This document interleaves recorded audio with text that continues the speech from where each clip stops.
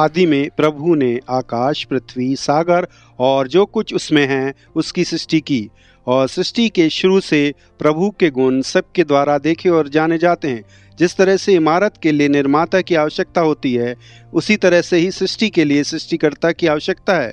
और जिस तरह से एक उत्कृष्ट अभिकल्पना एक गुणी अभिकल्पक की तरफ इशारा करती है, उसी तरह हमारा अद्भुत संसार हमारे अद्भुत सृष्टिकर्ता की महिमा को दर्शाता है। परमेश्वर के चमत्कार हमें चारों से घिरे हुए। ये चमत्कार हमें हरे सृष्टिकर्ता के बारे में बहुत कुछ बताते हैं। सृष्टि के द्वारा हम प्रभु की सामर्थ्य और ज्ञान, उनके वैभव और प्रवाह की झलक पा सकते हैं। सृष्टि उनसे बातें कर रही है जो सुनना चाहते हैं। मैं हूँ डॉक्टर जॉन विटकॉम। आइए हमारे साथ जैसे हम सृष्टि, अंतःकरण और प्रभु की महिमा के संदेश को समझते हैं।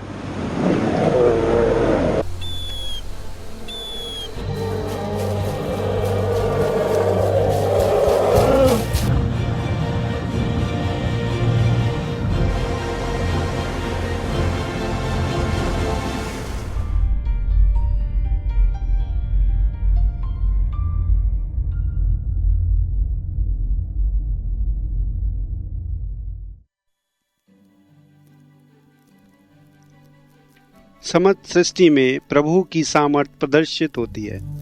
वसंत के मौसम में नए पौधों के उगने से गर्भ में रूप लेती हुई नई जिंदगी तक, जहां कहीं भी हम पलटें, प्रभु की शक्ति भरने वाली सामर्थ्य उपस्थित है। वह आसमान के सितारों को उनके मार्ग पर चलाते हैं। उन्हीं ने ये भव पहाड़ियां बनाई। वे लाभदायक मौसमों को बनाए रखते हैं और उनके हाथों में हर जीव जंतु का जीवन है।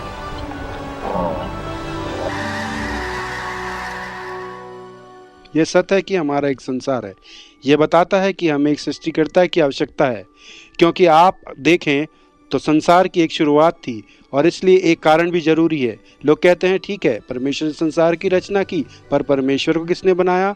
पर यदि आप देखें तो प्रभु तो अनंतकालीन है। प्रभु को शुरुआत की कोई ज़रूरत नहीं। और ये मानना थोड़ा कठिन हो सकता है, पर अनंतकालीन अस्तित्व होने में कोई बुद्धिहीन बात नहीं। बुद्धिहीनता की तो बात ये मानने में है कि कुछ में से कुछ क्यों स्वरूप ले, क्योंकि ये तो सामान्य नियमों का उल्लंघन करती है।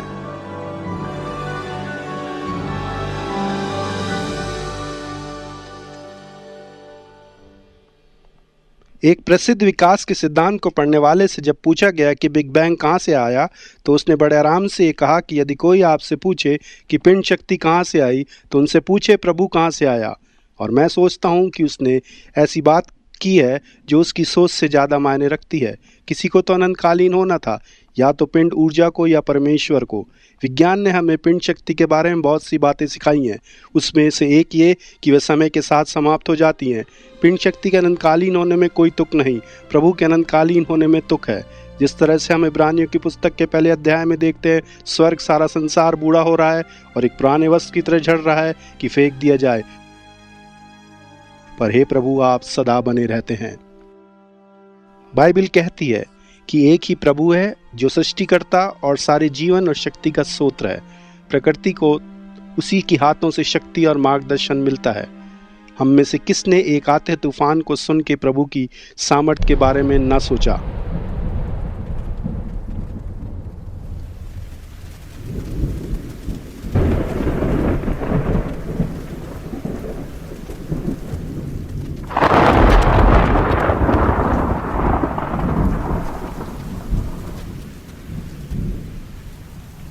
बिजली के साथ आने वाले तूफान प्रभु की सामर्थ्य के अद्भुत नमूने हैं।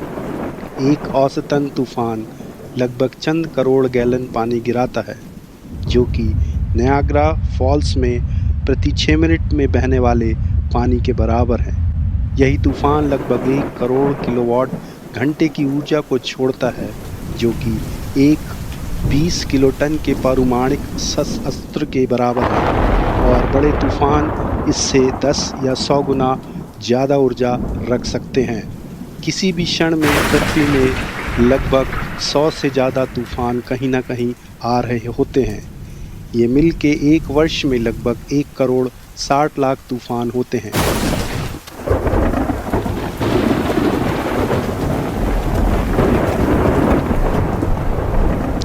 तूफान के साथ आने वाली बिजली पूरे क्षितिज को ज्योतिर्मय कर देती है। एक बिजली लगभग 8 किलोमीटर लंबा और लगभग 10 करोड़ वोल्ट की ऊर्जा को रख सकती है और उसका तापमान चंद सेकंड में 28,000 डिग्री तक पहुंच सकता है, जो कि सूर्य की सतह से भी गर्म है। औसतन एक सेकंड में पृथ्वी पर 100 बार बिजली गिरती है। कई लाख बिजलियां पृथ्वी पर हर दिन गिरती हैं। अद्भुत सामर्थ्य, अद्भुत गति और चमकीला प्रकाश प्रभु की भव्य सामर्थ्य के प्रतीक हैं।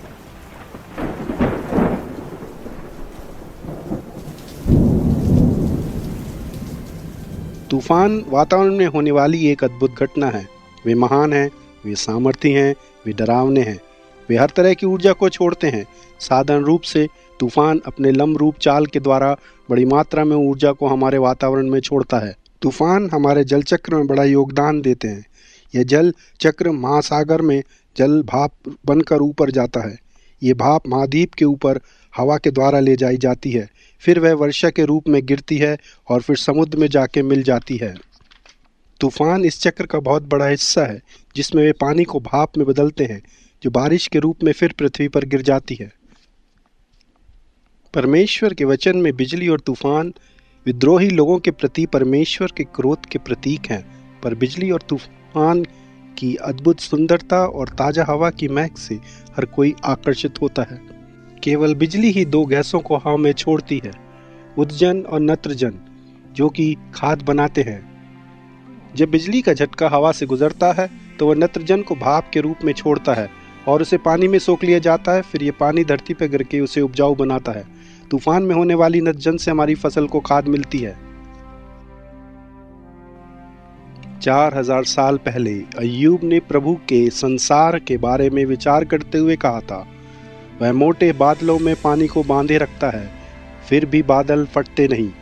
वह अपनी सामर्थ से समुद्र को हिलाता है और अपनी समझ से वह तूफान को शांत कर देता है।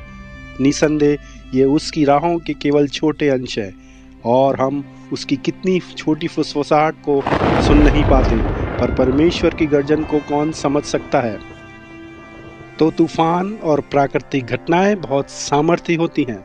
मैं सोचता हूँ कि एक बात सिखलाती हैं कि यदि प्रभु ये कर सकता है तो वो स्वयं कैसा होगा। हालांकि हम इस महान सामर्थ्य को पूरी तरह से नहीं समझ पाते, लेकिन ये विशाल दर्शन हमें हमारे प्रभु के बारे में बड़े अचंभे में छोड़ जाते हैं।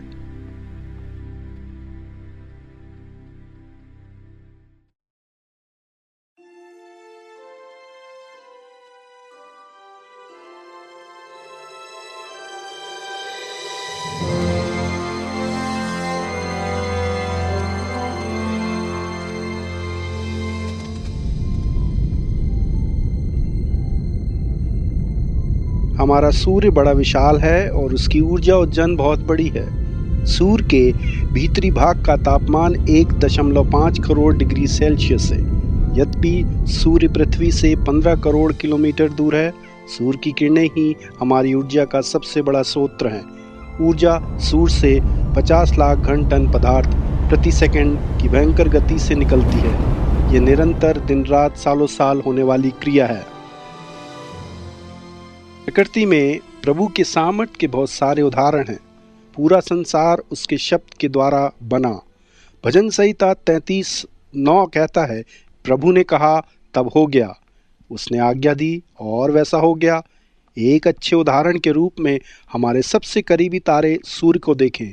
सूर्य एक सेकंड में इतनी ऊर्जा देता है जितनी मानव जाति ने आदम और हवा के समय से पैदा नहीं की। सूर्य अपनी ऊर्जा पारमाणिक संयोग से बनाता है, विशाल रूप में हाइड्रोजन को हीलियम में बदलकर, और ये सब सितारों के लिए लागू है।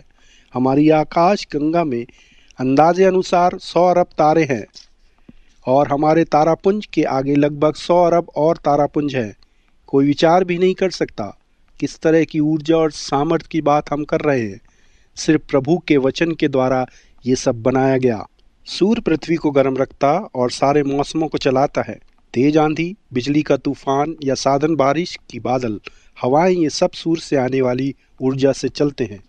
जो ऊर्जा हम पृथ्वी पर पाते हैं वह सूर्य की ऊर्जा का 1 अरबवां हिस्सा है।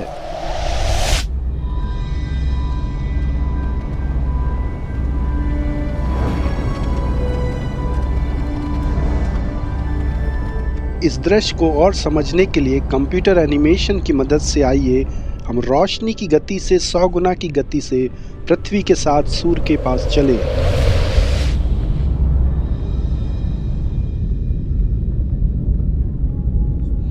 इस दृश्य से हम हमारे सितारे सूर्य की क्षमता की सराहना करने लगते हैं। लगभग 10 लाख पृथ्वी सूर्य के अंदर समा सकते हैं। तो भी हमारा सूर्य एक औसतन नाप का तारा है। हमारी आकाश गंगा के कई तारों के सामने बच्चा लगता है। आर्कटस रात के आसमान का चौथा सबसे चमकीला तारा है। यद्यपि वो 320 लाख करोड़ किलोमीटर हमसे दूर है, पर यह नारंगी दैत्य नग्न आंखों से देखा जा सकता है। हमारे सूर्य को उसके पास ले जाके हम उसकी विशालता को समझ सकते हैं। आर्कटस 100 गुना ज्योतिर्मय और परिधि में सूर्य से 20 गुना ज्यादा है। परंतु बीटलज्यूस नाम के महाद्वैत के सामने आर्कटस भी तुलना में छोटा लगता है। बीटलज्यूस की परिधि सूर्य से 100 गुना है। ये लाल रंग का तारा ये सूर्य से अविश्वसनीय 60,000 गुना ज्यादा चमकीला है। परंतु बीटलज्यूस हमारी आकाश गंगा का सबसे बड़ा तारा नहीं है। आकाश गंगा में अनेक ऐसे लाल महाद्वैत हैं जो इससे भी बड़े हैं। कुछ की परिधि सूर्य से 1500 गुना है।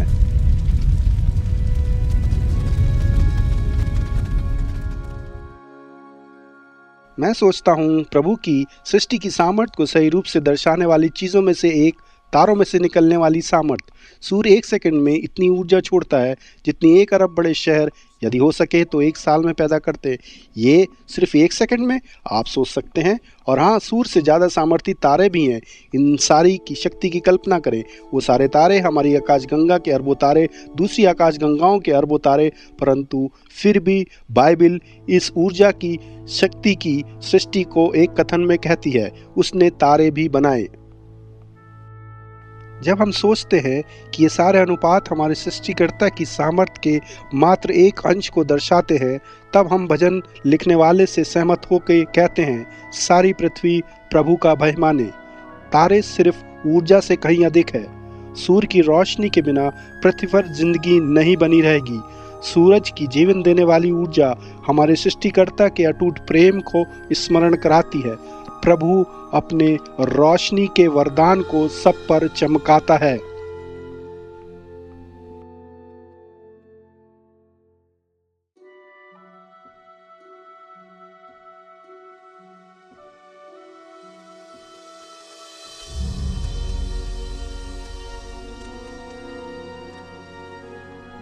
दर्शनीय आकाश में 100 अरब से भी ज्यादा तारापुंज हैं।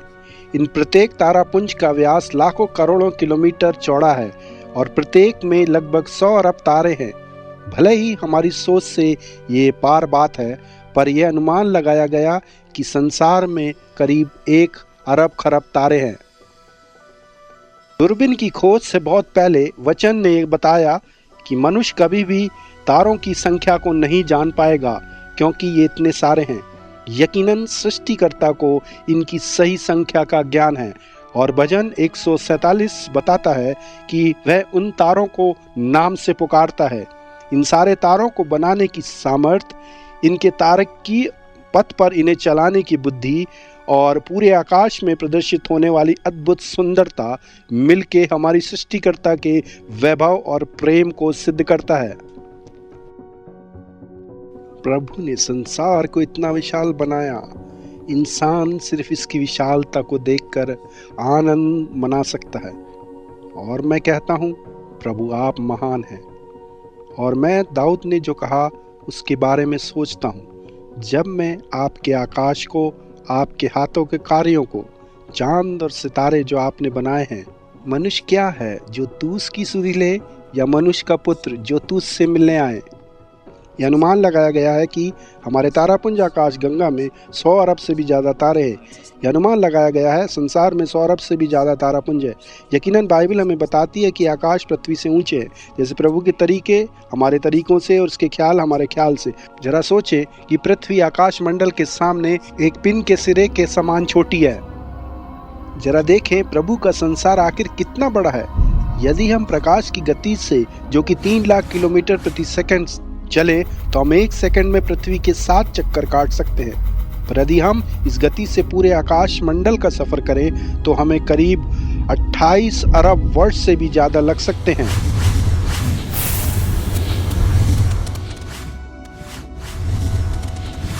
आज अधिकतम नक्षत्र शास्त्री मानते हैं कि आकाश मंडल फैल रहा है। ये भी बाइबल की बात को सिद्ध करता है कि प्रभु आकाश को पर्दे के समान फैलाता है। बाइबल में वैज्ञानिक पूर्व ज्ञान के कुछ उदाहरण हैं। एक खास उदाहरण जो ध्यान में आता है यशायाह 40:22 में, जो परमेश्वर के आकाश को पर्दे की तरह फैलाने के बारे में कहता है। और आप कह सकते हैं ये तो काव्य रूप में लिखा है, इसलिए हमें सावधान रहना चाहिए। पर बाइबल में आकाश के फैलाए जाने के बारे में कम से कम 10 जगह पर लिखा है और इसकी खोज 20वीं सदी में हुई, जब हमने पाया कि सत्य में सारे तारापुंज एक दूसरे से दूर जा रहे हैं, सारा आकाशमंडल खींचा और फैलाया जा रहा है जैसा बाइबल बताती है। पर यह एक ऐसी बात है जो प्राचीन काल में लोग नहीं जान सकते थे। यकीनन ये परमेश्वर ने उन्हें बताया।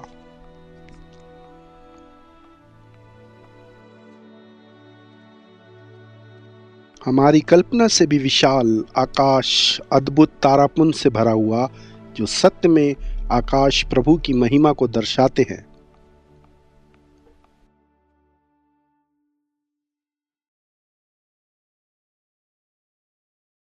सिर्फ प्रकृति में दिखाई देने वाली ताकतें या हमारा विशाल आकाशमंडल प्रभु की सामर्थ को ही नहीं दर्शाता। यह जाना जाता है कि सब धातु में अद्भुत ऊर्जा है, यहाँ तक कि छोटे से एक अणु में भी। आइए सृष्टिकर्ता की अनंत सामर्थ के इस एक उदाहरण को देखें।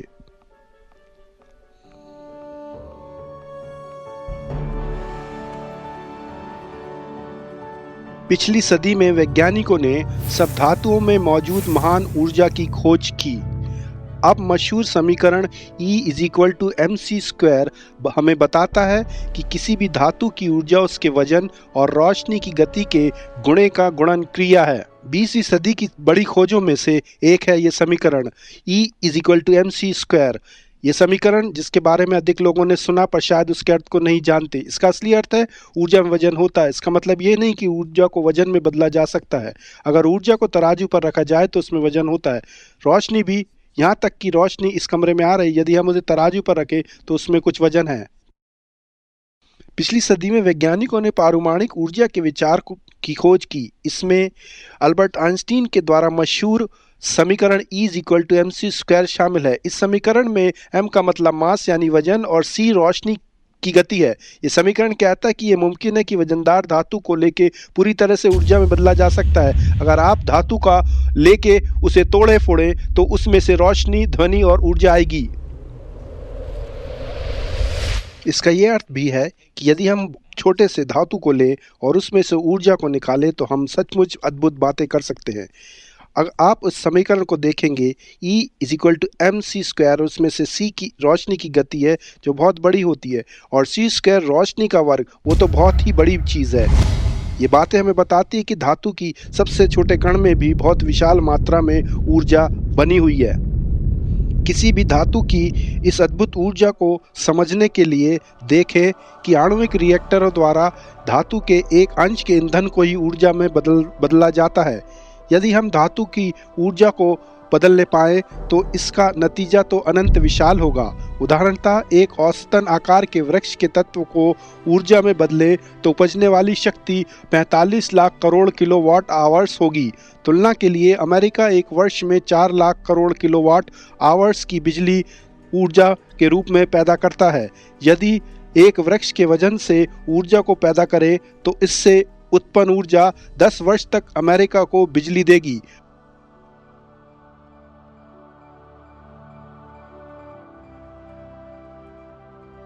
और अधिक समझने के लिए एक नमक के कण से प्राप्त शक्ति ऊर्जा कई माह तक एक घर को बिजली प्रदान करेगी। यद्यपि वैज्ञानिकों को ऊर्जा, धातु और उसे क्या जोड़े रखता है इसके बारे में बहुत कुछ सीखना है। उन्होंने ये खोजा है कि हर धातु में बसने वाली ऊर्जा बयान से बढ़कर विशाल है। वचन समझाता है कि प्रभु स्वयं ही हर चीज को अपने सामर्थ्य के वचन से जोड़े रखता है। इसमें हर अणु, हर तंतु, हर तारा और पूरा संसार शामिल है। हम इस बात को झुटला नहीं सकते कि परमेश्वर ने ही अपनी असीम सामर्थ्य से संसार को बनाया है। वहां कोई एक को तो होना था, कोई चीज नहीं, क्योंकि चीजें खत्म हो जाती हैं। जैसा कि थर्मोडायनामिक्स के दूसरे नियम में लिखा है, कोई ऐसा जिसकी ना तो शुरुआत है ना अंत, जिसमें ये सामर्थ्य, ये ज्ञान, ये बुद्धि और असीम समझदारी थी कि वो इन सब चीजों को जोड़े, अणु से लेकर तारों तक। जब हम परमेश्वर की सामर्थ्य के इन उदाहरणों को देखते हैं तो हमारे अंदर भय और भक्ति की आत्मा उत्पन्न होनी चाहिए। बाइबल कहती है, परमेश्वर का भय मानना बुद्धि की शुरुआत है, बुराई से नफरत करना प्रभु का भय है। प्रभु का भय जीवन का रास्ता है। इसलिए प्रभु के प्राधिकार के सही उत्तर में हम अपने पापों की क्षमा मांगकर प्रभु की दया को खोजते हुए उसकी आराधना करना है। भविष्यवक्ता यिर्मयाह घोषित करता है, हे प्रभु, तूने अपने महान सामर्थ और फैले हुए हाथ से आकाश और पृथ्वी को बनाया, तेरे लिए कुछ कठिन नहीं। सत्य में सृष्टि प्रभु की सामर्थ को दर्शाती है, पर इससे भी कुछ अधिक है। यद्यपि सृष्टि श्राप से कलंकित है, सृष्टिकर्ता की बुद्धि, सुंदरता और प्रेम फिर भी मौजूद है।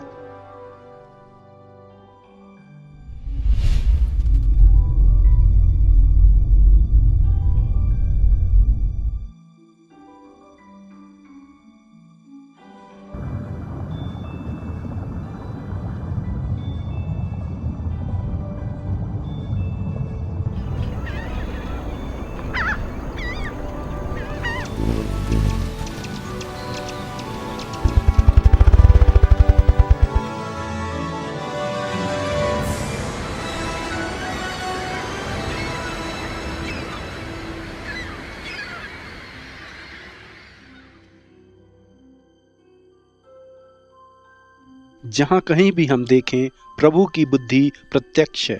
पानी के गुणों को देखें, ये सुंदर कण जीवन के लिए अति आवश्यक है। इसीलिए हमारे दयालु प्रभु ने पृथ्वी के 80% भाग को धाराओं, झील और समुद्र के रूप में पानी से भरा है।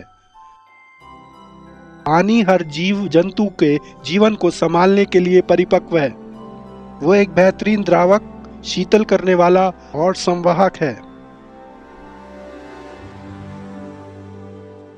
या इन कीड़ों को देखें, इन अद्भुत जीवों की खास क्षमताएं मनुष्य की बनाई हुई चीजों से बहुत आगे हैं।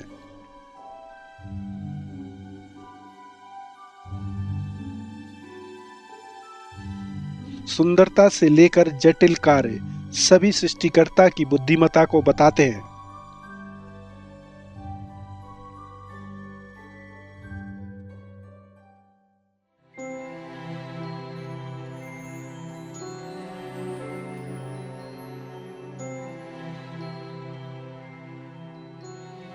हजारों साल पहले प्रभु ने अय्यूब से पूछा, क्या तूने हिम के खजाने में प्रवेश किया है? उस समय पर जीने वाला कोई भी आदमी हिम के खजाने को नहीं समझ सकता था, पर खुरबीन की खोज से हम विस्तार पूर्वक इन स्फटिकों को पूरी तरह से देख सकते हैं। यह वह हिम स्फटिक हैं जो पृथ्वी पर अखंड रूप में पहुंचे हैं। हिम स्फटिक बादलों में बनते हैं, जहां भाप जम के बर्फ के इन स्फटिकों को बनाती है। जैसे ये स्फटिक बढ़ते हैं, ये प्रशंसनीय आकार में बनते हैं। ये सुडौल, जटिल और सुंदर होते हैं, दिखने में बहुत अद्भुत होते हैं। इसके विपरीत में मनुष्य के द्वारा बनाई हुई हिम में ऐसे कोई विस्तार पूर्वक आकार नहीं होते। स्फटिक पानी के अद्भुत कणों से बने हैं। ऑक्सीजन के हर अणु में थोड़ा नकारात्मक ऊर्जा पाई जाती है, जिससे वह 2 हाइड्रोजन अणु को करीब 104 डिग्री दूर पकड़े रखता है। जब वे जमने के तापमान पर पहुंचते हैं, एकदम से वे एक ऐसी स्थिति में पहुंच जाते हैं कि सकारात्मक और नकारात्मक ऊर्जाएं एक दूसरे को खींचती हैं, और जो आकार प्रभु इन पानी के कणों को देता है, वह जुड़कर एक सुंदर स्फटिक बनाते हैं। हर एक अनोखा, हर एक प्रभु की कलात्मकता की तस्वीर। हर दिन प्रभु के ये पारदर्शी खजाने करोड़ों में पृथ्वी पर हमारी खोज और आनंद के लिए गिरते हैं, भी इनमें से दो कोई एक समान नहीं है। मैं मानता हूँ कि प्रभु ने पानी के हर एक कण को 6 पटल का आकार दिया है कि उन्हें जिस तरह से जुड़ के रहना चाहिए वह अणु जुड़ के बढ़ते हुए 6 पटल के आकार को बनाए रखते हैं। हर एक बर्फ का स्फटिक करीब लाखों पानी के कणों से बना होता है। यद्यपि ये एक खास तरह से जुड़ते हैं, पर जब ये बाहर की ओर बढ़ते हैं तो अलग अलग तापमान पर बादलों से गिरने वाले ये बर्फ स्फटिक अलग अलग आकार पाके विभिन्न होते हैं। हर एक स्फटिक 6 पटल आकार का बना होता है और बेहतरीन सुडौलता को दर्शाता है। सत्य में ये हिम का खजाना है, जैसा प्रभु ने 4000 साल पहले कहा था। हिम स्फटिक के बारे में 2 चीजें हैं जो मुझे बहुत उत्साहित करती हैं।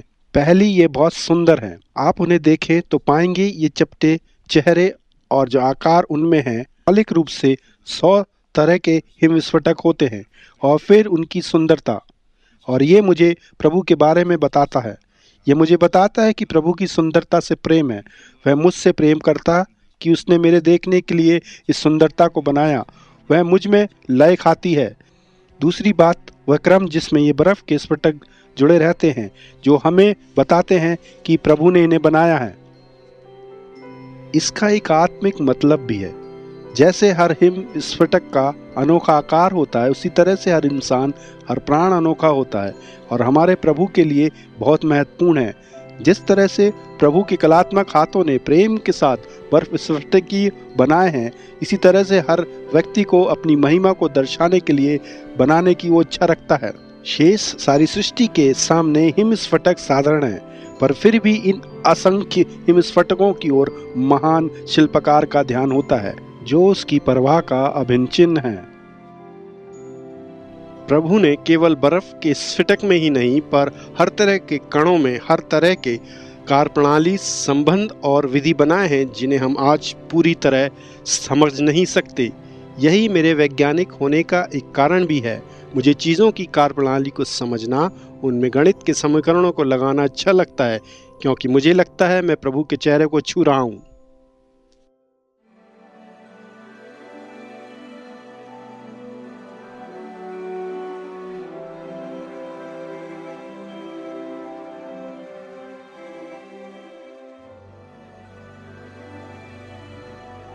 अगर साधारण पानी के कणों जो बर्फ के स्फटिक को बनाते हैं इतने शानदार आकार को दर्शाते हैं, तो बड़े और उलझे हुए कणों को देखें, जैसे डीएनए। डीएनए में सारे जीवन का नक्शा होता है और अब तक संसार का सबसे घना ज्ञान को रखने वाला एक साधन है। उदाहरण के लिए सुई के सिरे जितनी डीएनए में इतनी जानकारी जितनी अगर किताबों में रखी जाए तो उनका ढेर यहाँ से लेकर चांद की दुराई के 500 गुना होगी। इस अद्भुत चीज का कोड और अभिकल्पना एक सर्वोच्च बुद्धिमान अभिकल्पक को दर्शाता है। डीएनए की खोज मेरे लिए ऐसा सबूत है जो चीख चीख कर ये कहता है कि एक प्रभु है। डीएनए बहुत शक्तिशाली विशाल जानकारी रखने का स्रोत है। असल में डीएनए जो हमारे जीन्स को बनाता है, जानकारी की किताबों के समान है, जिसे पढ़ने के लिए उसकी भाषा का ज्ञान होना चाहिए। ये बिल्कुल अद्भुत है और वैज्ञानिक आज जानते हैं कि कोड के रूप में भाषा सिर्फ बुद्धिमान जीव से आती है और जानकारी सिर्फ जानकारी से आती है। किसी ने आज तक किसी धातु को खुद से कोड को पैदा करते नहीं देखा। किसी ने कभी किसी धातु को खुद से जानकारी को पैदा करते नहीं देखा। और जब आप डीएनए को देखेंगे तो वह पुकारती है कि आदि में प्रभु ने संसार की सृष्टि की।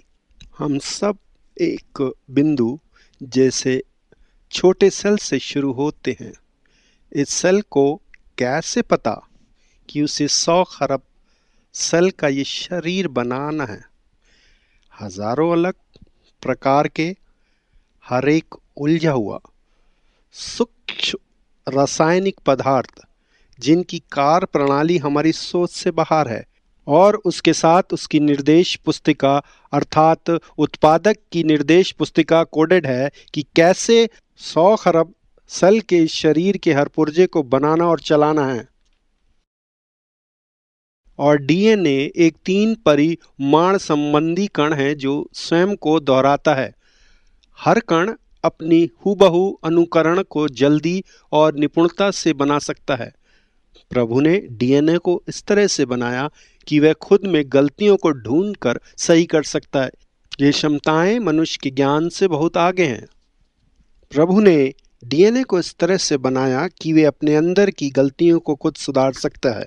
एंजाइम्स नाम के खास प्रोटीन डीएनए के कण के अंदर ऊपर नीचे जाते हैं और उसमें हर तरह की गलतियों को सुधारते हैं।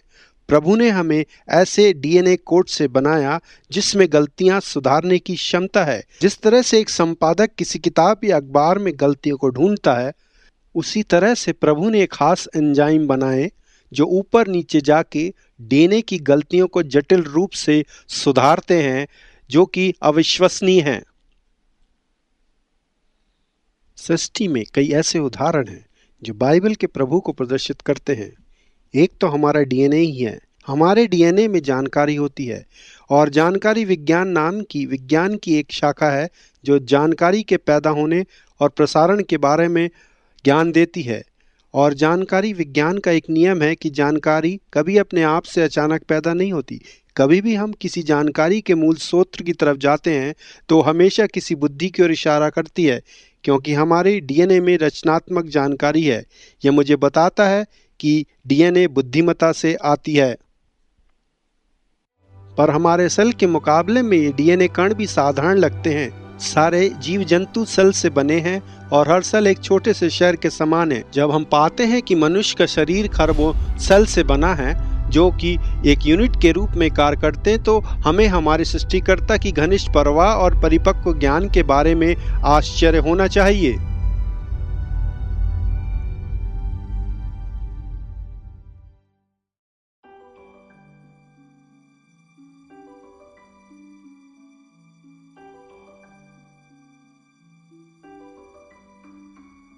हर बीज एक छोटा आश्चर्यक्रम है।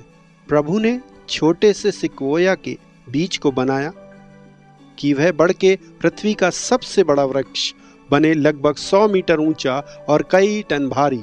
प्रभु ने इस छोटे से सेब के बीज को आने वाले सालों के लिए स्वादिष्ट फल देने के लिए बनाया।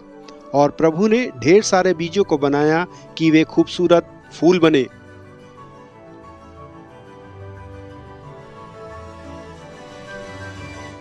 बीजों के विभिन्न प्रकारों को देखें। जैसे उत्पत्ति में लिखा है, हर एक बीज अपने ही प्रकार की उपज देता है।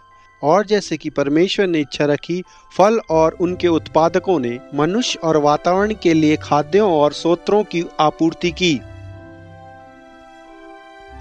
उत्पत्ति के पहले अध्याय में परमेश्वर ने कहा कि भूमि घास, पौधे और बीज उत्पन्न करने पाए और फल जो अपने जैसे फल को पैदा कर सके, जिसका बीज उसके अंदर ही इस पृथ्वी में हो। वैसा ही हो गया। तो सृष्टिकर्ता ने जीवन को बनाया कि अपने समान ही जीवन पैदा करे। पौधे बीज पैदा करते हैं। इसका जवाब मिलता है, क्या पहले आता है, बीज या पौधा? परमेश्वर ने स्पष्ट रूप से पौधे को रचा उसके प्रकार के बीज के साथ। बीज छोटे आकार के नमूना होते हैं। हर एक बीज में एक छोटा बच्चा होता है, एक छोटा नरम पौधा। उसके पहले से ही पत्ते हैं, एक तना, एक जड़ जो बीज के रूप से ढका है, जो उसकी रक्षा भी करता है, जिसके अंदर सब किस्म के ग्रहण शक्ति और प्राकृतिक संकेत पाने की क्षमता होती है, जो तापमान, नमी को पहचानती है और जानती है कि कितनी ऑक्सीजन उपलब्ध है। ये सब चीज़ें सही मात्रा में उपलब्ध होनी चाहिए इससे पहले कि एक अंकुर फूटे। और पहला वह बीज जो हम जीवारंभ समझते हैं, वो वैसा ही बीज है जो आज हम पाते हैं। बीज ही वह पहला उपजाऊ आकार है जिसे परमेश्वर ने सृष्टि की रचना के समय तीसरे दिन बनाया था। आज वैज्ञानिकों ने खोज निकाला उन बातों को जो वचन पहले से कहता आया है। एक बीज के अंदर जीवन है, उसके अंदर जीवित अणु हैं, छोटे कारखाने अद्भुत जटिलता के। कई वैज्ञानिक ने अब तक ऐसा कृत्रिम बीज नहीं बनाया और कोई बीज सरल नहीं है। बीज की बनावट ऐसी है कि जब तक उसे पानी या गर्माई ना प्राप्त हो तब तक वह स्थिर रहता है। किसने क्षमता उसके अंदर डाली कि वह तापमान और नमी को परखे? किसने सही समय का निर्धारण किया कि वह उपजाऊ बन सके? किसने जड़ को कहा कि मुझे नीचे जाना है और तन को तुझे ऊपर जाना है। क्या आप निर्देश देने वाले प्रेमी परमेश्वर के हाथ को देखते हैं? फूटकर पनपने के लिए बीज को सही मिट्टी के पुष्टिकारक तत्वों की, पानी में सही पदार्थों की, सही आवर्ती की रोशनी और वातावरण और जरूरतमंद परा का छिड़काव का होना है। यह सब कुछ पहले से ही सही जगह पर होना चाहिए कि वह बीज उपज को पैदा कर सके मानव जाति के लिए।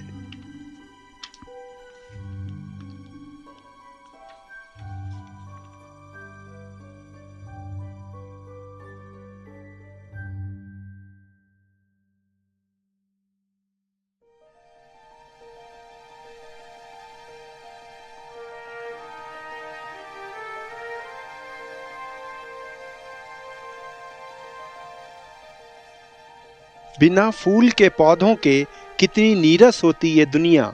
एक बीज से शोभायमान पुष्प बनने तक फूल परमेश्वर के वैभव के थोड़े से नमूने को प्रकट करता है। पूरी पृथ्वी पर अनेक प्रकार के पनपने वाले फूल के पौधे पाए जाते हैं। हर एक के अपने फूल, फल और खुशबू होती है। जैसे एक फूल बढ़ता है, उसकी खुशबू वातावरण में भर जाती है। हर एक फूल का जब हम विचार करें, वह अपनी किस्म की खुशबू को पैदा करता है। उससे भी अद्भुत बात यह है, परमेश्वर उन्हीं पदार्थों, मिट्टी, रोशनी और पानी का इस्तेमाल करता है कि उनसे विविधताओं को उत्पन्न करे। विचारणीय बात, कई फूलों की बनावट ऐसी है उनसे समय का पता चले। जैसे कैलिफोर्निया पॉपिस, मॉर्निंग ग्लोरिस और डे लिलिस 3 उदाहरण हैं। उनका खुलना और बंद होना घड़ी के साथ होता है। वे बहुत कोमल होते हैं वातावरणिक दबाव और दिन भर की रोशनी, तापमान, नमी के लिए, और उनके अंदर जीवन ताल होना चाहिए। एक पौधे का हर पत्ता एक आश्चर्य है। मनुष्य द्वारा सूर्य ऊर्जा को जमा करने की खोज करने से बहुत पहले सृष्टिकर्ता ने हर पत्ते के अंदर एक सूर्य प्रणाली रख छोड़ा है। जैसे एक पत्ता बढ़ता है, उसको ऐसे बनाया गया कि वह सूर्य की शक्ति को झेल सके और ऊर्जा प्राप्त कर सके। इस शक्ति में पूरा रासायनिक कारखाना है। परिणाम स्वरूप कार्बन डाइऑक्साइड ग्रहण किया जाता है और ऑक्सीजन छोड़ा जाता है। हाइड्रोजन का इस्तेमाल शर्करा बनाने के लिए होता है। कितना निपुण हमारा परमेश्वर है कि पत्तों की बनावट ऐसी की कि वह मनुष्य की वायु को आत्मसात करके उसके बदले ऑक्सीजन छोड़े, जिसकी जरूरत हर जीव जंतु को जीवित रहने के लिए है। फोटोसिंथेसिस भी खाना पहुंचाने का एक तरीका है। धन्यवाद हो कि परमेश्वर की बनाई गई अनगिनत हरी मशीनें इस कार्य को प्रतिदिन करती हैं। फूल के पौधे परमेश्वर के प्रयोजन के ऐसे गवाह हैं जो कि भोजन, औषधि और जीवन की अन्य बातों को प्रदान करने के लिए ही सक्षम नहीं, लेकिन मनुष्य के अस्तित्व के लिए भी बहुत जरूरी है। और इनसे जुड़े हैं एंथ्रोपोड नामक जानवरों का एक बड़ा झुंड, जिनमें कीड़े शामिल हैं। कीड़ों को पौधों की जरूरत है, और वास्तविक रूप से पौधों को कीड़ों की जरूरत है परागण के लिए, ताकि पौधों को सालों साल तक उपजाऊ बनाए रखा जाए। उत्पत्ति 2:9 कहता है कि परमेश्वर ने हर पौधों की रचना की जो आंखों को लुभावनी, खाने के लिए अच्छे हैं। पौधे फोटोसिंथेसिस के अद्भुत तरीके से सूर्य से ऊर्जा को जमा करते हैं ताकि हवा में पाए जाने वाले कार्बन डाइऑक्साइड के अणुकणों को मिट्टी में पाए जाने वाले पानी के अणुकणों को इकट्ठा कर सके, कि चीनी के अणुकणों को बनाए, जो मुख्य बढ़ोतरी के तत्व हैं सभी खाद्य परिवार के लिए। कहाँ से पौधों को कार्बन डाइऑक्साइड मिलती है? हम सांस में उसे छोड़ते हैं।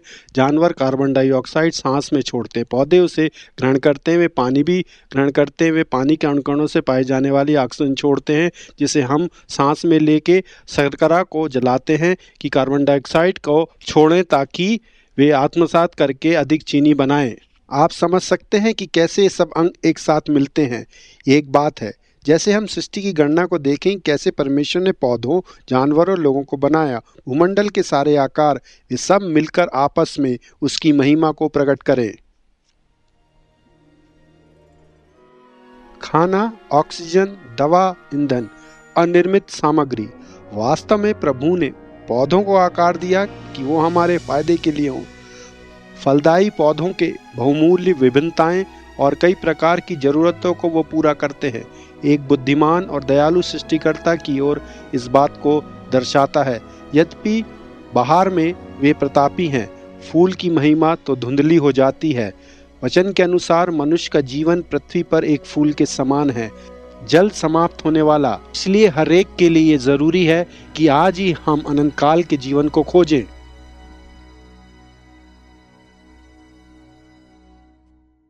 फिर परमेश्वर ने कहा, फिर पानी जीने वाले जंतुओं से भर जाए और पक्षियों को आकाश में उड़ने दो।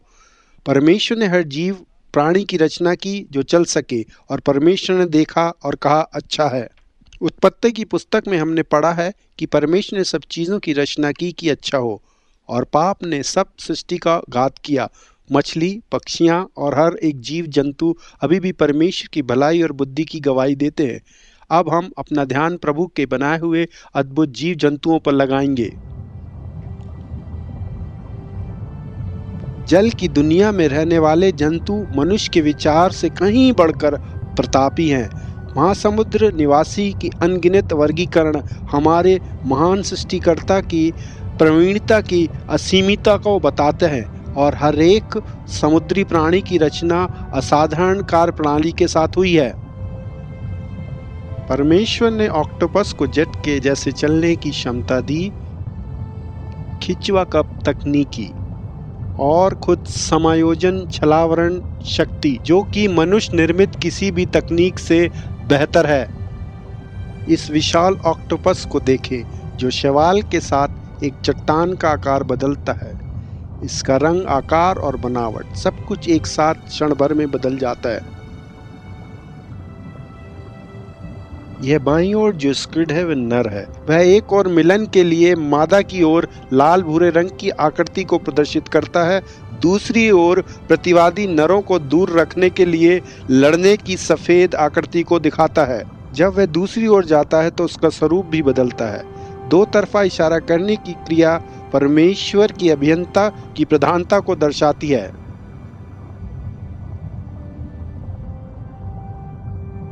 पानी के नीचे के सहजीवी संबंध अभिकल्पक योजना के सिद्ध पूर्व ज्ञान को दर्शाता है। समुद्री रत्न ज्योति विषैली होती हैं, फिर भी परमेश्वर के द्वारा कुछ मछलियों को उस वातावरण में सुरक्षा के साथ आवास करने की क्षमता मिलती है, जैसे कि क्लाउन मछली, जिस पर रत्न ज्योति विष का कोई असर नहीं होता। उन्हें अगर ये शक्ति विरासत में नहीं मिली होती तो उनकी पिछली पीढ़ी को मार के लुप्त किया जा सकता था, इससे पहले कि उनमें फायदेमंद लड़ने की शक्ति विकसित होने पाए।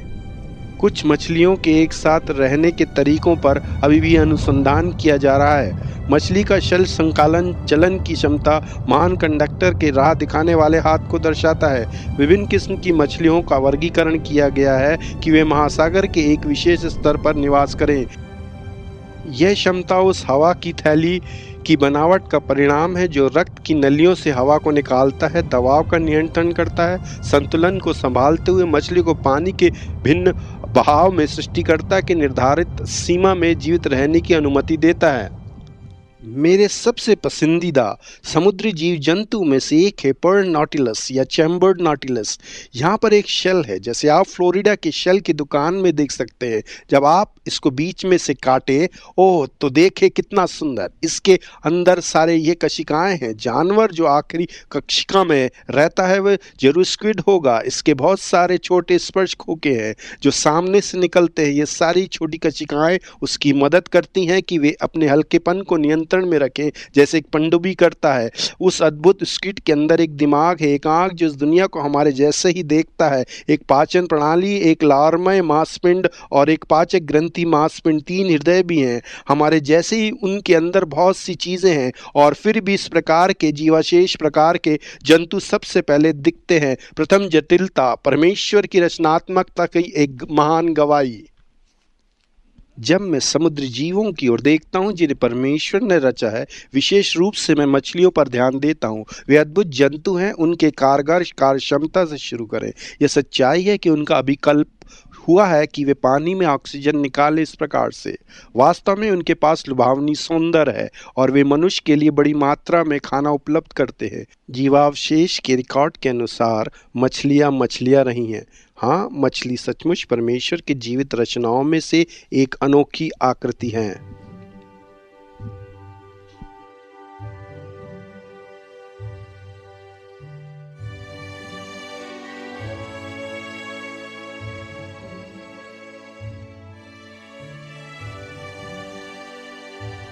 समुद्री जंतुओं की दिखने वाली जटिलता, विभिन्नता और सौंदर्यता पुकार कर कहते एक महान कलाकार ने सब चीजों की रचना अपनी प्रसन्नता के लिए की है।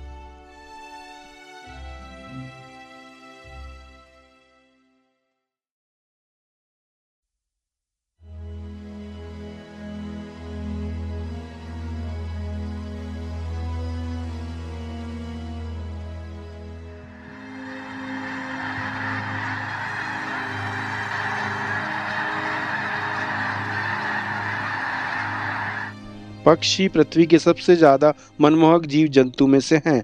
हम उनके रंगों, सुदृढ़ाकार और उनकी सुंदरता और आसानी से उड़ने की क्षमता पर आश्चर्य करते हैं।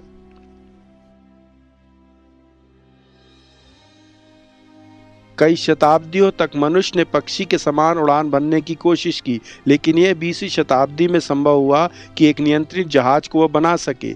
आज भी जहाज के वायुगतिकी की उन्नति करने के लिए मनुष्य वापस जाएगा परमेश्वर के पक्षी संबंधी महान अभिकल्प को पढ़ने के लिए। सृष्टिकर्ता के अभिकल्प आकृति पर ध्यान दें। एक पक्षी की हड्डी हल्की और वास्तव में खोखली है। उनको अंदर से अकड़न का सहारा दिया गया है और हवा के जाले से मधुमक्खी जाला कैसे बनाया गया है। ये हल्की हड्डियों का अभिकल्प इतने अच्छे तरीके से किया गया है कि एक उड़ान के लिए पक्षी के पंख का वजन उसके पूरे ढांचे से ज्यादा होता है। यहाँ तक कि उसकी चोंच का वजन भी बहुत कम होता है। वजनदार हड्डी के बजाय हल्के सींग से बनी है। पक्षियों के दो मजबूत मांसपेशियों वाली छाती होती है। एक बड़ा जोड़ा जो पंखों को नियंत्रित कर सके नीचे आते समय, और एक छोटा जोड़ा जो ऊपर जाते समय संभाल सके। और सिर्फ पक्षियों को पंख के साथ रचाया गया है। पंख पक्षियों को सूरज की गर्मी से अलग करता है, उसको ठंड से सुरक्षा दिलाता है, पानी के असर से बचाता है और पंख और पूंछ को बनाता है उड़ान के लिए। हर एक पर नस के साथ जुड़ा है और मांस के द्वारा नियंत्रित है। यह परिशुद्ध पुट्ठे का नियंत्रण हवा में तैरने के लिए पक्षी की मदद करता है, तेज करने और रोकने ताकि जमीन पर उतर सके। पक्षी वास्तव में रूप से आश्चर्यजनक हैं। सब इसके बारे में जानते हैं। हाँ, उनके पंख जो उनके ताकत और हल्केपन का उत्तम उत्कृष्ट है। उनके कुछ कांटे की पद्धति है, पिच्छिका है, हुक जैसे दीपों पट्टा सा है ताकि वे अपने लंबे तीरों से लटकते हुए पंखों को आपस में जोड़ सके और वे अपने चोंच को ले सके। जब अपने परों में तेल लगाते समय पंखों को जोड़ सके या अलग कर सके। हर एक पर जो पर की लंबाई में है वे अलग अलग आकृति और आकार के होते हैं, फिर भी आपस में जुड़े होते हैं। ऐसा कोई रास्ता नहीं था कि ये यूं ही उठते। यह सब सृष्टि की महानतम, अत्युत्तम, कृष्ट, आश्चर्यपूर्ण उदाहरण है।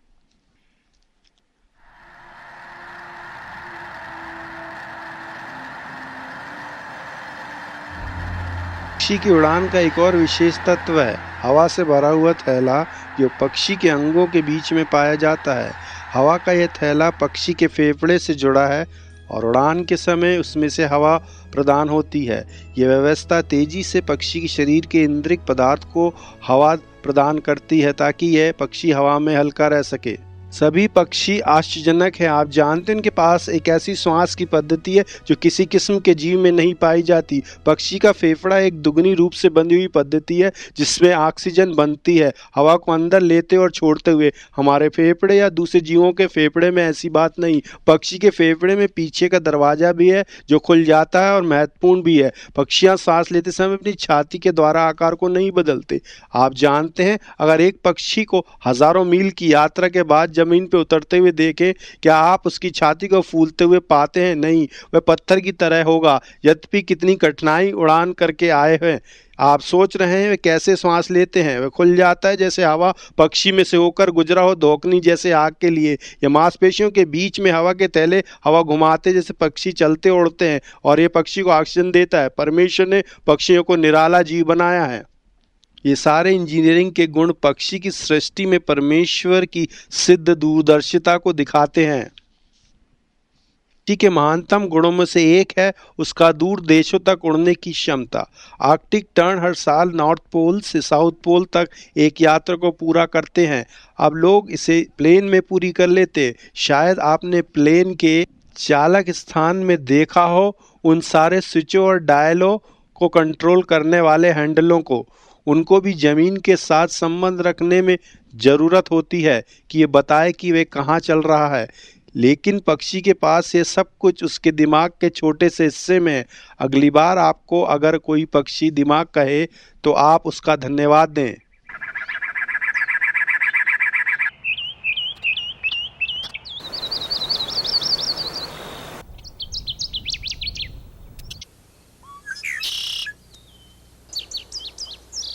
प्रभु ने हर पक्षी को अनोखे रीति से अपने जीवन को जीने के लिए परिपूर्ण कर रखा है। मनुष्यों की सेवा में हर किस्म की पक्षी का एक क्षेत्र है।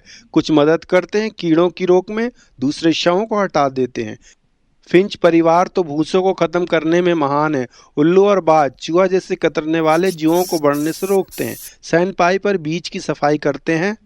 पानी का पक्षी मछली की आबादी का नियंत्रण करता है। हेरॉन मेंढकों और सांपों का नियंत्रण करता है। महिमापूर्ण अनुपात, आश्चर्यजनक वायुगतिकीय क्षमताएं और अभ्यासिक कार्यों से हर एक पक्षी परमेश्वर की बुद्धि और प्रेम की गवाही है। जबकि परमेश्वर पक्षियों को शानदार तरीके से उपलब्ध कराता है। याद रखें कि यीशु ने हमसे कहा है कि हम कई पक्षियों से बहुमूल्य हैं।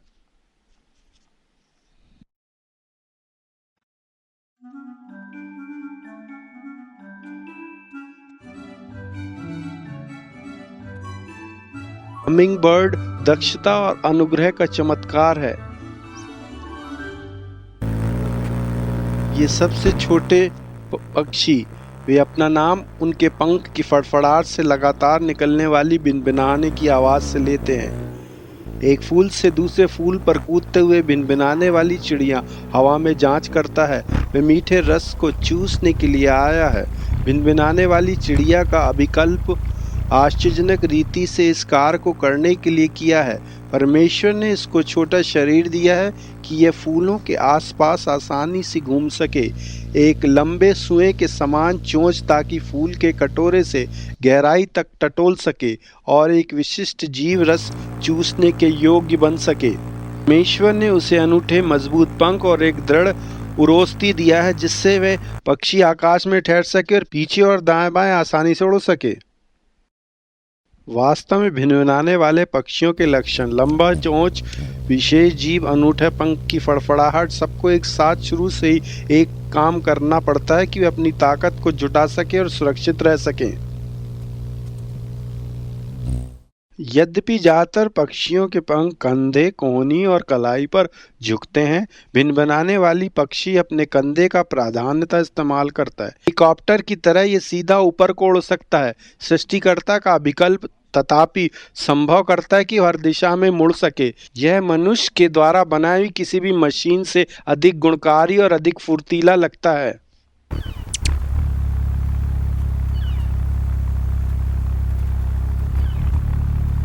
भिनभिनाने वाले पक्षियों की क्षमताएं असाधारण हैं। मंडराते समय उसके पंख 1 सेकंड में 50 बार फड़फड़ाते हैं। जब ये तेजी बढ़ाता है तब 80 बार। उसका हृदय 21 बार धड़कता है 1 सेकंड में। इन छोटे पक्षियों की चयापचय दर लगभग अकल्पनीय है। उनके दिल की धड़कन इतनी तेज है कि उनकी आवाज़ बाहर सुनाई देती है। यह आश्चर्यजनक बात है कि ये छोटे भिनभिनाने वाले पक्षी सैकड़ों किलोमीटर की दूरी तय कर सकते हैं। ये अपने लिए भोजन इकट्ठा करते हैं कि ये यात्रा कर सके, और अगर 100 में से 1 ग्राम की मात्रा की गलती भी होने का मतलब है अधूरी यात्रा। केवल पक्षियाँ ही शानदार सृष्टिकर्ता को मानने के लिए गवाही है।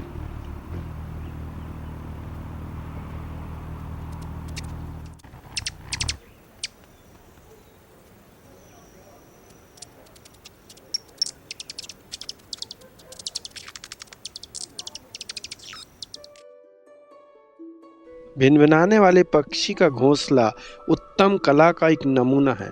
मादा एक कलाकार है। वह एक छोटे पौधे का रुआना, द्वितीयता बीज और अन्य पौधे के बचे कुचे का इस्तेमाल करती है।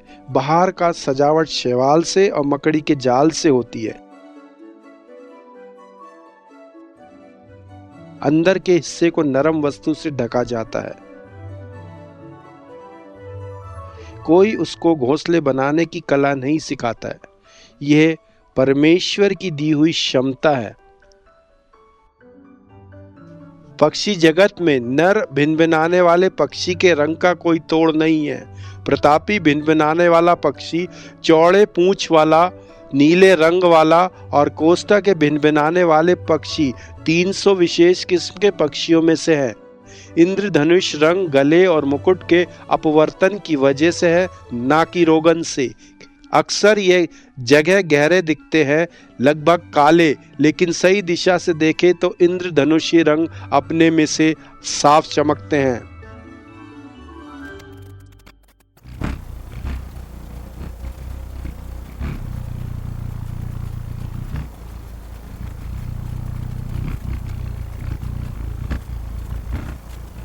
इन असाधारण पक्षियों के हर पहलू को देखें तो अनुग्रहकारी परमेश्वर के प्रबंध की गवाही देता है। हम क्या कहेंगे कि भिनभिनाने वाले पक्षी पर विशेष रूप से कृपा की गई है उस प्रेमी परमेश्वर द्वारा? नहीं, यथार्थ प्रेम तो हर प्राणी तक पहुंचा है। अगर हम ध्यान से हर जीव को पढ़ें, प्रभु की महिमा सदा बनी रहेगी।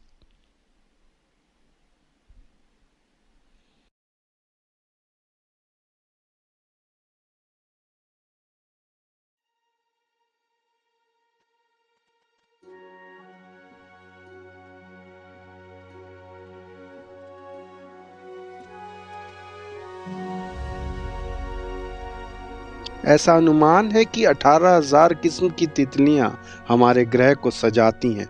सौंदर्य रंग तितलियों के पंख लाखों छोटी पपड़ियों से बने हैं। ये अद्भुत पपड़ियां बायोफोटोनिक क्रिस्टल की तरह काम करती हैं, खास अंतरों की रोशनी को बनाते हुए कि वे अद्भुत रंगों को पैदा कर सके। असाधारण नमूने और लुभावने रंग बुद्धिमानी और प्रेमी रूपांकक को दर्शाता है। आश्चर्यजनक बातों में से एक बात जो मैं पाता हूँ तितलियों के बारे में, वह है उनका सुंदर इंद्रधनुष। देखें मार्फो तितली को।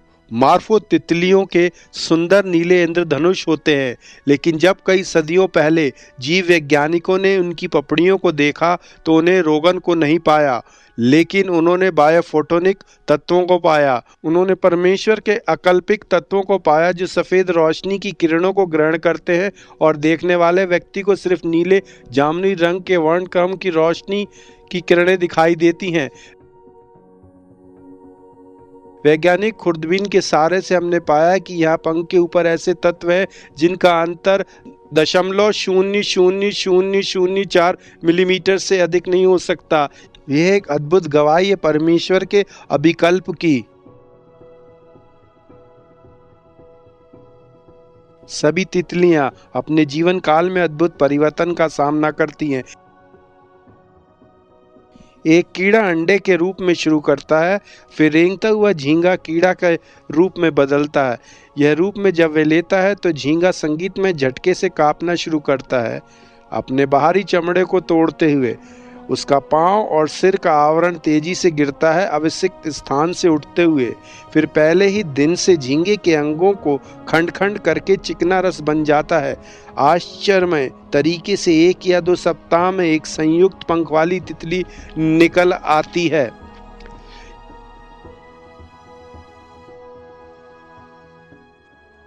यह रूपांतर होने के लिए कुछ दिन लगते हैं, ना कि लाखों साल। यह जवान तितली अब 6 भाग के पैर, एक एंटेना, खाना खिलाने वाली नली, 2 अद्भुत संयुक्त आंखें, संयुक्त जननी अंग और 4 सुशोभित पंख वाली है। झींगे के पास ऐसी विशेषताएं नहीं थी। स्पष्ट रूप से उत्पत्ति संबंधी निर्देश, इन सारे चरणों का उस कीड़े के अंदर क्रमावेश सृष्टिकर्ता द्वारा शुरू से ही किया गया था। जब एक तितली झींगे से अविकसित तितली बनता है, यहाँ पर 2 विभिन्न अभिकल्प हैं। एक अभिकल्प झींगे के लिए जो प्रथम चरण है, इसमें ये सारा दिन रेंगता है एक पत्ते के पीछे और खाता है और 250 गुना अपना आकार बढ़ाता है। सिर्फ यही करता है, लेकिन फिर यह अविकसित स्थिति पर पहुंचता है। फिर चिकना रस फिर उसके बाद बिल्कुल अलग अभिकल्प में निकल आता है। तितली का अभिकल्प क्या करने के लिए था? उसका अभिकल्प वास्तव में उड़ने के लिए था, झींगा नहीं। उसका अभिकल्प हुआ कि वह फूलों में से रस को पिए, लेकिन उसी समय फूलों को उपजाऊ भी बनाए। उसका अभिकल्प हुआ कि वह मेल करे, और उसका अभिकल्प हुआ कि वह एक देश से दूसरे देश में जाए, कई हजारों किलोमीटर दूर, कई कई केसों में। तो उसका अभिकल्प हुआ विशेष बातों के लिए। झींगे के पास करने के लिए एक काम है, खाए और बढ़े, और तितली के पास बहुत कुछ है करने के लिए, खाए, बढ़े, उपजाऊ करे और मेल करे।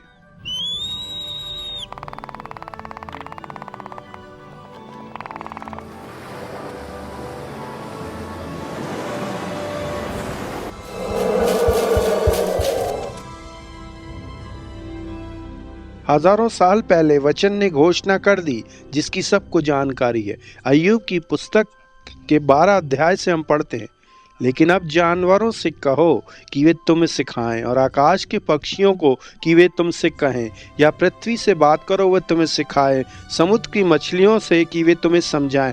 इन सब में से कौन है जो नहीं जानता कि परमेश्वर ने ये सब किया? अगर हम दिखने वाले प्रमाणों को खोजना शुरू करेंगे, विभिन्न चीज़ें जिनकी रचना की गई है, यह बहुत स्पष्ट है कि वचन में कि प्रमाण वास्तविकता को दर्शाता है कि एक सृष्टिकर्ता है जिसने सब कुछ बनाया। हमारे महान सृष्टिकर्ता ने हमें उसके अनादिकाल बुद्धिमत्ता के अनगिनत उदाहरण उपलब्ध कराए हैं। परमेश्वर के जीव जंतु के कार्य प्रणाली और मति सूक्ष्मता हमारी हर समझ को पीछे छोड़ देते हैं, हमारे धन्यवाद और स्तुति का कारण बनते हैं।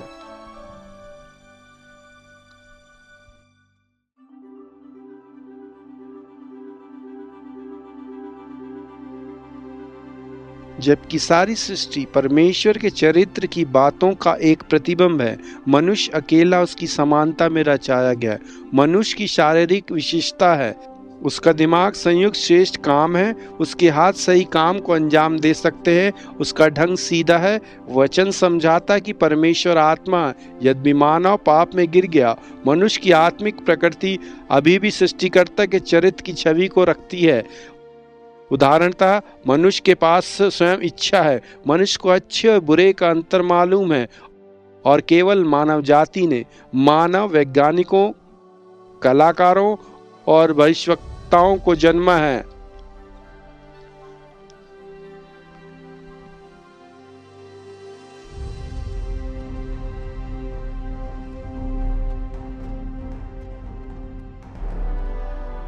मानव जाति को गुणयुक्त भौतिक विशिष्टता के साथ अभियंत किया गया है। उदाहरण, मानव आंखें स्वचालित केंद्र होकर एक दिन में 1 लाख बार घूमती हैं और 15 लाख संदेशों को एक साथ झेल सकती हैं। आंखें खुद को साफ रख सकती हैं खुद के झाड़न और पानी से, और आंखों के पास अद्भुत क्षमता है खुद को चंगा करने की। उससे बढ़कर परमेश्वर ने आंखों को अभिकल्प ऐसे किया है कि वे लाखों रंगों को पहचान सके, और उसका दिमाग सृष्टि में दिखने वाले मनोहर धनी सुंदरता को सराहे। बहुत लोग यह नहीं मानते, लेकिन आंख बुद्धि का भाग है। यह कली का एक फैलाव है। आँख के अंदर जो दिमाग को खोलता, और वहाँ एक खिड़की है जो पुतली के चमड़े में पलती है। क्या यह महान बात नहीं है? पुतली एक सही जगह पर लगी हुई, जहाँ वह चमड़े में एक खिड़की बनती है ताकि हम देख सके। यह बहुत ही सचेतन है। रोशनी के लिए 1 के मुकाबले 100 करोड़, ये सबसे अधिक चमकीली वस्तु को जो हम देखते हैं हो सकता है यह सूरज की किरण से भरा बर्फ का टुकड़ा हो सकता है, या एक छोटे से छोटे रोशनी की किरण। वह हमारी रोशनी का सबसे छोटा भाग है, और हाँ, हम जहाँ कहीं भी देखें हमारी आंखें अपने आप केंद्रित हो जाती हैं, मानो जैसे कोई 6 पिस्तौल के साथ हो, और जहाँ कहीं भी गोली चलाए 2 गोली जैसे एक छेद कर दे। और आँख भी वही करती हैं, जहाँ कहीं भी देखें वे एक और झुकती हैं। अगर वे 1 डिग्री भी हटे तो हमें 2 नजर आएगा। हमारे चारों ओर हम परमेश्वर की हस्तकला के अपरिहार्य गवाह को देख सकते हैं। और सत्य में जब मनुष्य इसका इनकार करे, उसके पास कोई बहाना नहीं रह जाता, जैसे रोमियो के पहले अध्याय के 20 आयत में बताते हैं। और ये बड़े अचरज की बात है कि प्रभु ने मनुष्य की सभी इंद्रियों को ऐसे अभिकल्प किया है कि वे घनिष्ठता से संकलित हो। जब हम खाना देखते हैं, हमारा पेट गर्राता है और मुंह में पानी आ जाता है। पुराने मित्र की आवाज़ सुनते ही हमारा हृदय कूदने लगता है खुशी से। दादी माँ के बनाए खाने की खुशबू से वर्षों पुरानी यादें ताज़ा हो जाती हैं। वैसे भी हमारे भौतिक जटिलता का आश्चर्य हमारे आत्मिक प्रकृति के सामने फीका पड़ जाता है। मनुष्य स्वयं अभिज्ञ है, स्वयं विचारने की क्षमता रखता है। मनुष्य तर्कसंगत प्राणी बनाया गया है, सूक्ष्मता के खाने और सीखने की क्षमता से भरा हुआ। मनुष्य के पास ताकत है कि वह पुराने अनुभव को संभाले और उसकी यादें उसे योग्य बनाती है कि परमेश्वर की भलाई को प्रदर्शित करे। उत्पत्ति के अनुसार आदमी की रचना परमेश्वर के स्वरूप में की गई। इसका मतलब उसके पास गुण हैं, क्षमताएं हैं और ताकतें जो परमेश्वर ने उसे दी। जब हम उत्पत्ति 4 को पढ़ते हैं तो आदम के पाप में गिरने के बाद का है, तब भी हम यही क्षमताएं और ताकतों को देखते। उदाहरण में आदम शहरों को बना सकता था, वह संगीत वाद्यों को बना के बजा सकता था, उसने खेती को जाना, वह कविता और साहित्य लिख सकता था। आदम की सृष्टि आत्मिक पदार्थ के साथ हुई। आदम के पास स्वयं की इच्छा और विवेक था चुनाव करने के लिए। हम देखते हैं परमेश्वर ने आदम की रचना सभी सृष्टि से हटकर की। मनुष्य और जानवर में बहुत बड़ा अंतर है। बाइबल की एक आयत याद आती है जो सबोपदेशक 3 अध्याय 11 आयत में है। यह वो वचन है जो कहता है हम विशेष है और परमेश्वर ने काल को हमारे हाथों में दे दिया है। इसका मतलब हमें इतिहास की समझ है, भूतकाल, वर्तमान और भविष्य। यह आज के जानवर से भिन्न है। हम विशेष सृष्टि हैं। सृष्टिकर्ता से आदम को एक भेंट मिली जो है भावना। यह उसे रंग और धनाढ्यता, अनुभव और क्षमता, आनंद मनाने और हंसने का। केवल आदम पृथ्वी के सभी जीवों में से ऐसा है कि प्रेरणापद संगीत को सराहे या सूर्यास्त की सुंदरता का आनंद उठाए। और आदम ही अकेला आजाद है, नैतिक कारिंदा है, परमेश्वर समाज के प्रति जिम्मेदार ठहरने वाला। नैतिकता के कारण का स्पष्टीकरण यह है कि आदम की वास्तविकता बाइबल में स्पष्ट है। जैसे आदम की रचना परमेश्वर के स्वरूप में हुई, मतलब परमेश्वर जैसे वह बना एक नैतिक जीव।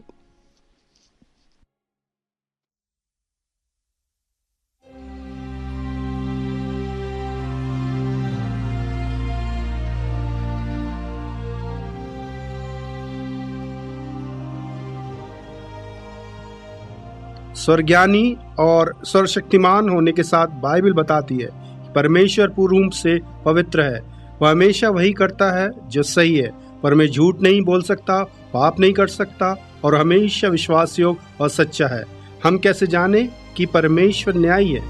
वचन समझाता है कि प्रभु ने अपनी व्यवस्था को हर एक हृदय पर लिखा है। सृष्टिकर्ता का पवित्र स्वभाव हर एक मनुष्य को उसके विवेक में दर्शाया गया है। विवेक परमेश्वर का दिया हुआ ज्ञान है, अच्छे और बुरे का। इसलिए आदम जानता है कि उसका सृष्टिकर्ता नैतिक व्यवस्था देने के साथ साथ न्यायी है।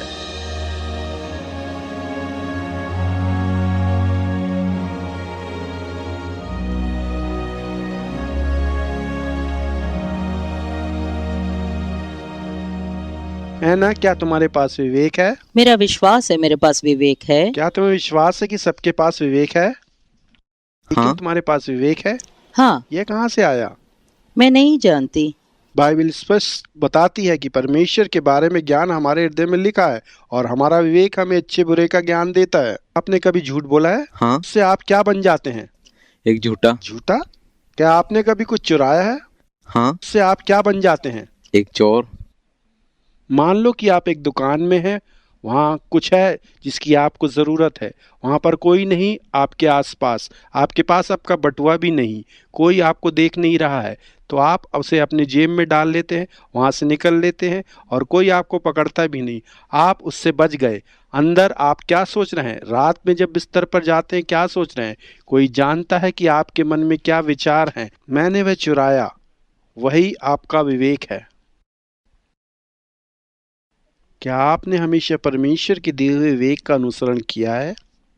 नहीं। परमेश्वर तुम्हारे सृष्टिकर्ता ने जो तुम्हें स्वाद की क्षमता और दृष्टि और अच्छे वरदान दिए, क्या तुमने उसके नाम को एक श्राप के रूप में लिया है? हाँ, मैंने किया है। यीशु ने कहा, तुमने कहते सुना है व्यभिचार न करना, लेकिन मैं तुमसे कहता हूँ अगर किसी स्त्री को वासना के रूप में देखो तो तुम व्यभिचार कर दिया अपने हृदय से। क्या तुमने किसी स्त्री को वासना से देखा मैंने है? किया है। अच्छा, तो तुमने उस व्यवस्था को तोड़ दिया है। हाँ। परमेश्वर कहता है कि उसने अपनी व्यवस्था को हर मनुष्य के विवेक में लिख दिया है, इसलिए कोई बच नहीं सकता। हर एक जानता है कि वह पापी है, हर एक जानता है कि उसने परमेश्वर की व्यवस्था को तोड़ा है, हर एक जानता है कि उसने सही नहीं किया है। हमारे पास शक्ति है कि सही गलत को जाने। अगर हमारे पास शक्ति है कि जाने कि सही क्या है, फिर परमेश्वर को भी पता होगा।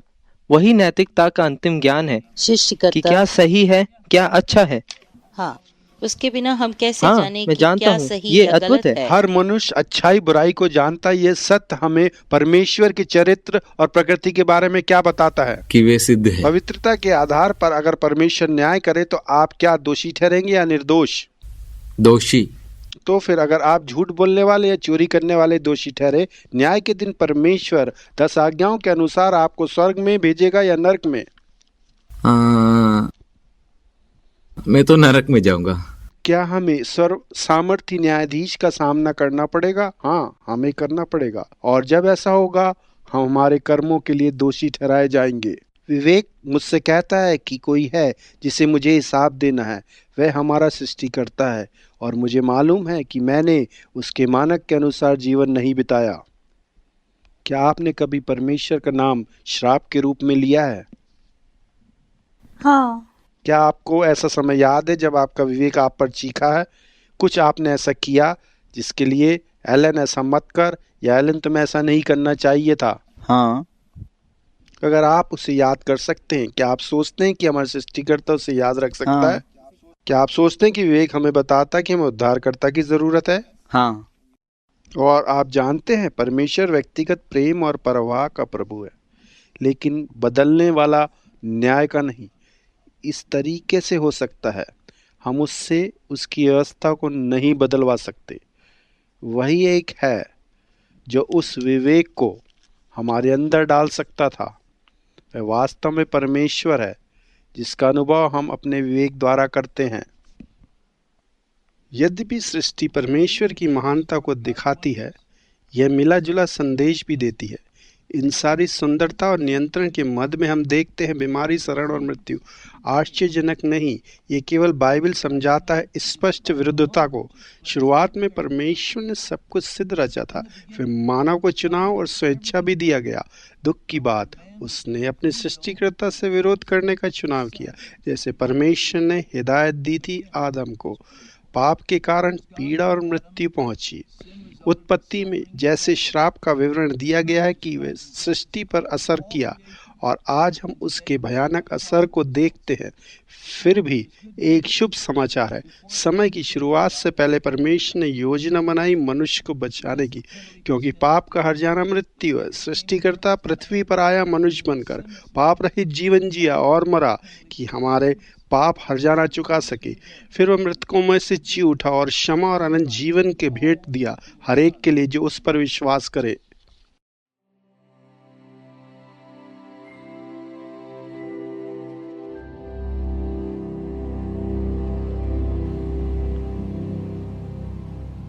जैसे इस फिल्म में दिखाया जा रहा है, सृष्टि में हम देखते हैं ज्ञान, सामर्थ और परमेश्वर की महानता को। हम उसकी परवाह उसके जीवों पर देखते हैं, लेकिन इन सब बातों को नहीं देख सकते अगर ये एहसास ना हो कि कुछ गलत है। एक ऐसे जैसे हमारे अंदर गहराई में एक याद है, एक समय की विवेक में एक अदन की बाड़ी का थी जो खो गई है। परमेश्वर ने एक सुंदर दुनिया बनाई, शुरुआत में ये सिद्ध थी, लेकिन आदम के पाप के कारण अब ये कहाड़ती दुनिया है। तो हम सुंदरता को देखते हैं, हम कहाड़ने को देखते हैं, हम बदसूरती को देखते हैं। यह सब विरुद्ध लगता है, लेकिन सिर्फ इसलिए क्योंकि ये ऐसी दुनिया है जो पाप से ग्रसित है। हम जिस दुनिया में रहते हैं उसमें हम परमेश्वर की महानता को आसानी से देख सकते हैं। आप जाने, पक्षी सिर के ऊपर चहचहाते, शानदार खूबसूरती फूलों की, सूर्यास्त की महिमा, फिर भी आप में से बहुत लोग परेशान होंगे। कि मैं अपने जवानी में था। जीव विज्ञान की सिखलाई के बाद मैं अपने आप से पूछा, दोष, बीमारी, क्लेश, बाढ़, भूखमरी और महामारी के जन्म का क्या है? इन सब समय पर परमेश्वर कहाँ? क्या यह आश्चर्य कर्मों पर परमेश्वर जिसने वह बनाया है? बाइबल हमें साफ रीति से बताती नहीं। आश्चर्य कर्मों का परमेश्वर वह है जिसने महान चीजों को बनाया जिसे हम देखते हैं। सुंदरता, अभिकल्प का वैभव। दुर्भाग्यवश मनुष्य ने परमेश्वर से विद्रोह किया, लेकिन परमेश्वर जो किया वह बिल्कुल असाधारण है। हमने परमेश्वर से विद्रोह किया। हम जीवन पाने के अधिकारी ना थे, हमारा अस्तित्व भी नहीं होना था, फिर भी वो दुनिया में आया और हम जैसा बना। यीशु ने कहा, परमेश्वर ने जगत से ऐसा प्रेम किया कि अपना इकलौता पुत्र दे दिया। क्या आप अपना बेटा देंगे, जानते हो कि उसे नफरत की जाएगी, सताया जाएगा, मारा कुचला जाएगा, ठट्टों में उड़ाया जाए और क्रूस पर चढ़ाया जाएगा? परमेश्वर जानता था क्या होगा, और मैं भी यीशु के बारे में सोचता हूँ। उसे आदि से ही मालूम था उसे क्या झेलना है। कोई शायद अचंभा करे, कैसे एक आदमी जो इजराइल की मिट्टी से भरी सड़कों पर बहुत समय पहले चला, आज हमें मृत्यु से बचाएगा, कैसे हमें जिलाएगा नए जीवन के लिए। लेकिन याद रहे, यीशु मसीह जो मरा हमारे लिए, वह जीवन का सृष्टिकर्ता है। कितना अद्भुत परमेश्वर! सच्चाई है कि हमारी दुनिया में प्रवेश करके हमारे पापों का हर्जाना भरेगा और उद्धार का मुफ्त उपहार हमें भेंट देगा, ताकि हम अपने कर्मों से बचाए जाएं। आप देखें, वास्तविकता में हमें सृष्टि के परमेश्वर के विरुद्ध बहुत बड़ा राजद्रोह किया था, फिर भी उसने हमसे इतना प्रेम किया कि इस दुनिया में आया कि हमारे पापों का दाम चुकाए, ताकि हम अनंत काल उसके साथ बिताएं। आहा, कितना विस्मयकुल परमेश्वर है! वचन के अनुसार यह महान सृष्टिकर्ता वही है जिसने न केवल सब कुछ बनाया, लेकिन हमारे पापों से हमें छुटकारा दिलाया। यीशु मसीह इस दुनिया में सिद्ध जीवन जिया, हमारी जगह क्रूस पर मरा और उसका लहू हमारे लिए बहा। 3 दिन बाद वह जी उठा, वह जीवता है, और जो कोई इस पर विश्वास करता है, उसका अंगीकार करता है, हम जैसे वैसे वह अपनाता है, और जो हमने किया उसके लिए क्षमा मांगता है, हमारे पापों के लिए पछतावा करता है, कि सृष्टिकर्ता के साथ संबंध जोड़ सके जो अनंत काल तक बना रहे। यही शुभ समाचार है। शायद सृष्टि की सबसे अद्भुत बात यह है कि परमेश्वर हमें नहीं छोड़ेगा। उसने अपने बेटे को भेजा कि सब पुनः स्थापित हो।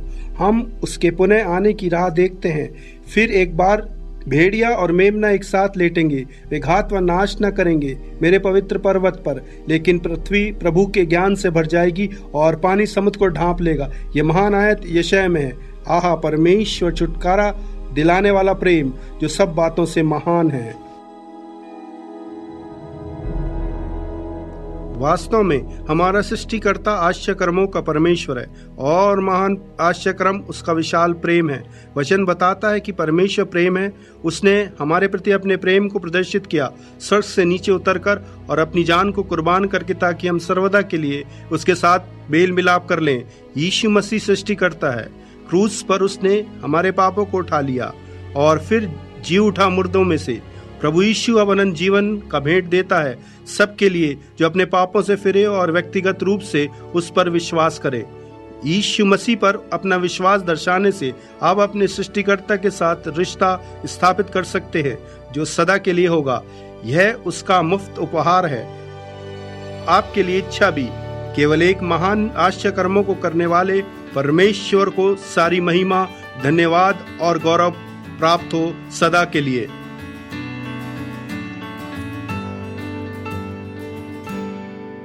Bless the Lord, oh my soul, bless His holy, His wonderful name. Bless the Lord, oh my soul, for His love will forever remain. Your Creator is worthy of praise. Your Sustainer has poured out His grace. He poured out His mercy on those who would fear Him. He poured out His love, His forgiveness of sin. Bless the Lord, oh my soul, bless His holy, His wonderful name.